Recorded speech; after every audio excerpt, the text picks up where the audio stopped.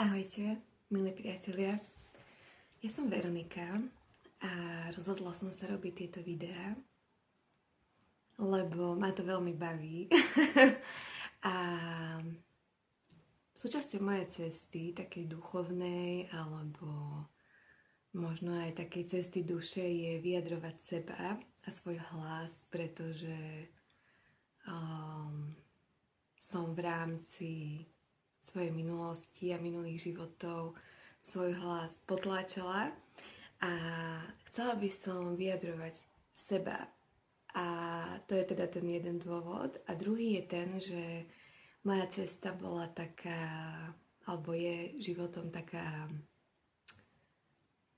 kľukatá a myslím si, že za ten čas, čo sa snažím liečiť, aj sa teraz liečím, tak si myslím, že by som vám mohla zdieľať veci, ktoré mi pomohli, ktoré cítim, že mi pomáhajú, že sú pravdivé.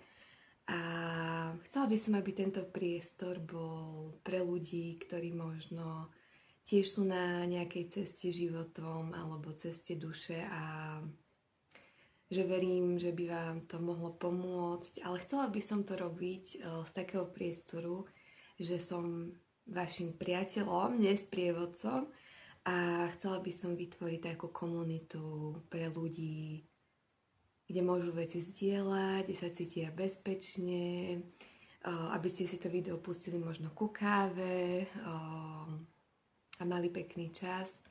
A teraz by som chcela povedať niečo o sebe.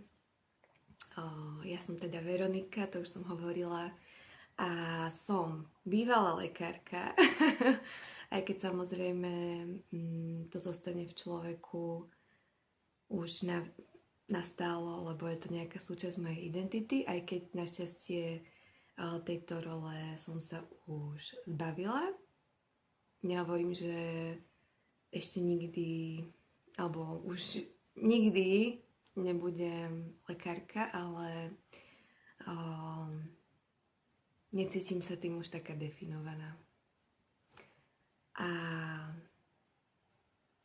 ja som vlastne robila medicínu 3 roky, vyštudovala som v Prahe a následne som mala psychické problémy, prešla som sa syndromom vyhorenia, možno aj vlastne kvôli tej práci, alebo hlavne vďaka nej, aj keď tam boli samozrejme aj iné dôvody. Pretože som pracovala počas covidu, kedy to bolo dosť náročné, mali sme veľa nočných služieb, veľa nadčasov a myslím si, že moje telo a ja celkovo som veľmi citlivá a vnímavá a vlastne túto záťaž som vnímala dosť ťažko a vlastne odtedy sa liečím aj psychiatricky, aj nepsychiatricky, ale vlastne snažím sa to prepojiť aj s nejakým duchovnom a s takou celostnou liečbou. A vlastne tento môj príbeh ma priviedol k sebe, priviedol ma k tomu, aby som nad vecami a nad životom rozmýšľala trošku inak, ako som rozmýšľala predtým. A verím alebo dúfam, že možno niektoré veci, na ktoré som prišla alebo ktoré ku mne prišli, by mohli byť užitočné aj pre vás. To bude asi na dnes všetko, také úvodné video o mne.